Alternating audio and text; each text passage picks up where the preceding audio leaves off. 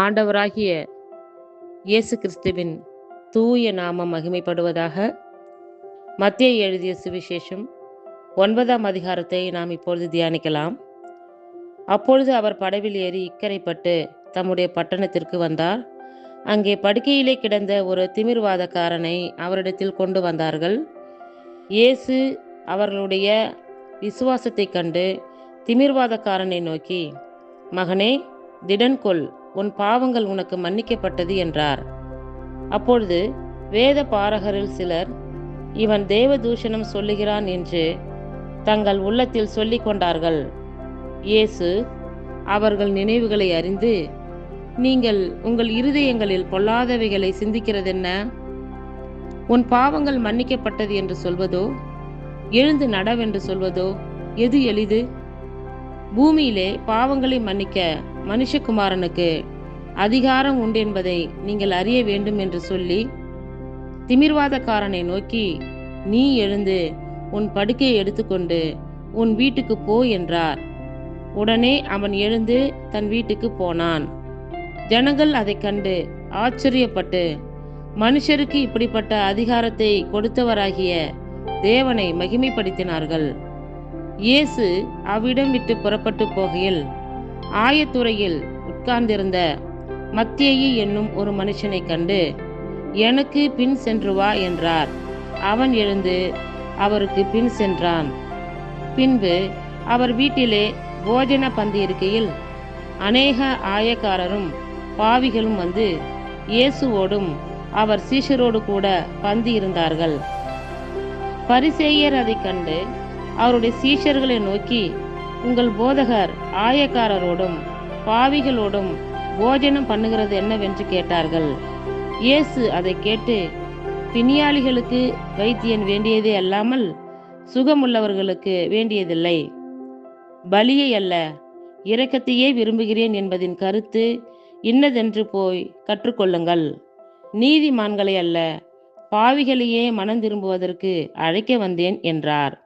அப்பொழுது யோவானுடைய சீஷர் அவரிடத்தில் வந்து, நாங்களும் பரிசேயரும் அநேக தரம் உபவாசிக்கிறோமே, உம்முடைய சீஷர் உபவாசியாமல் இருக்கிறதென்னவென்று கேட்டார்கள். அதற்கு இயேசு, மணவாளன் தங்களோடு இருக்கையில் மணவாளனுடைய தோழர் துயரப்படுவார்களா? மணவாளன் அவர்களை விட்டு எடுபடும் நாட்கள் வரும், அப்பொழுது உபவாசிப்பார்கள். ஒருவனும் கோடி துண்டை பழைய வஸ்திரத்தோடே இணைக்க மாட்டான். இணைத்தால் அதனோடே இணைத்த துண்டு வஸ்திரத்தை அதிகமாய் கிழிக்கும், பீறலும் அதிகமாகும்.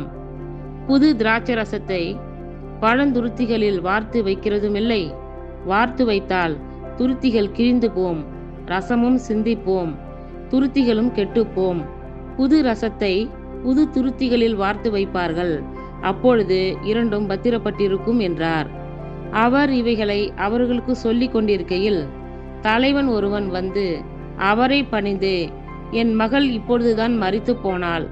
ஆகிலும் நீர் வந்து அவள் மேல் உமது கையை வையும், அப்பொழுது பிழைப்பாள் என்றான். இயேசு எழுந்து தம்முடைய சீஷரோடு கூட அவன் பின்னே போனார்.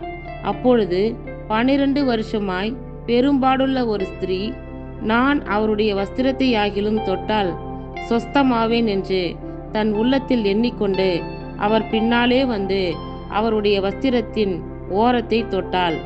இயேசு திரும்பி அவளை பார்த்து, மகளே, திடன் கொள், உன் விசுவாசம் உன்னை ரட்சித்தது என்றார். அந்நேரம் முதல் அந்த ஸ்திரீ சொஸ்தமானாள். இயேசுவானவர் தலைவனுடைய வீட்டிலே வந்து தாரை ஊதுகிறவர்களையும் இறைகிற ஜனங்களையும் கண்டு, விலகுங்கள், இந்த சிறு பெண் மரிக்கவில்லை, நித்திரையாய் இருக்கிறாள் என்றார். அதற்காக அவரை பார்த்து நகைத்தார்கள். ஜனங்கள் வெளியே துரத்தப்பட்ட பின்பு அவர் உள்ளே பிரவேசித்து அந்த சிறு பெண்ணின் கையை பிடித்தார். உடனே அவள் எழுந்திருந்தாள். இந்த சங்கதி அத்தேசமெங்கும் பிரசித்தமாயிற்று. இயேசு அவ்விடமிட்டு போகையில் 2 குருடர் அவர் பின்னே சென்று, தாவீதின் குமாரனே, எங்களுக்கு இரங்கும் என்று கூப்பிட்டார்கள். அவர் வீட்டிற்கு வந்த முன்பு அந்த குருடர் அவரிடத்தில் வந்தார்கள். இயேசு அவர்களை நோக்கி, இதை செய்ய எனக்கு வல்லமை உண்டென்று விசுவாசிக்கிறீர்களா என்று கேட்டார். அதற்கு அவர்கள், ஆம், விசுவாசிக்கிறோம் ஆண்டவரே என்றார்கள். அப்பொழுது அவர்களுடைய கண்களை அவர் தொட்டு, உங்கள் விசுவாசத்தின்படி உங்களுக்கு ஆக கடவது என்றார். உடனே அவர்களுடைய கண்கள் திறக்கப்பட்டது. இதை ஒருவரும் அறியாதபடிக்கு எச்சரிக்கையாய் இருங்கள் என்று இயேசு அவர்களுக்கு கண்டிப்பாய் கட்டளையிட்டார். அவர்களோ புறப்பட்டு அத்தேசமெங்கும் அவருடைய கீர்த்தியை பிரசித்தம் பண்ணினார்கள்.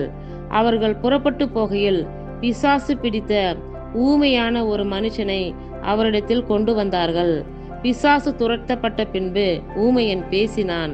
ஜனங்கள் ஆச்சரியப்பட்டு, இஸ்ரவேலில் இப்படி ஒரு காலம் காணப்படவில்லை என்றார்கள். பரிசேயரோ, இவன் பிசாசுகளின் தலைவனாலே பிசாசுகளை துரத்துகிறான் என்றார்கள். பின்பு இயேசு சகல பட்டணங்களையும் கிராமங்களையும் சுற்றி நடந்து ஜெப ஆலயங்களில் உபதேசித்து ராஜ்யத்தின் சுவிசேஷத்தை பிரசங்கித்து ஜனங்களுக்கு உண்டாயிருந்த சகல வியாதிகளையும் சகல நோய்களையும் நீக்கி அவர்களை சொஸ்தமாக்கினார்.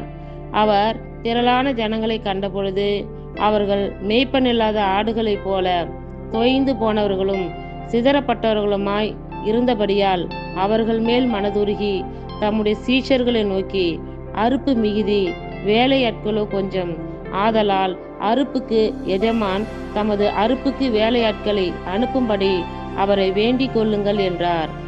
இத்துடன் 9ஆம் அதிகாரம் நிறைவுற்றது. கர்த்தர் தாமே நம் எல்லோரையும் ஆசீர்வதிப்பாராக. ஆமேன்.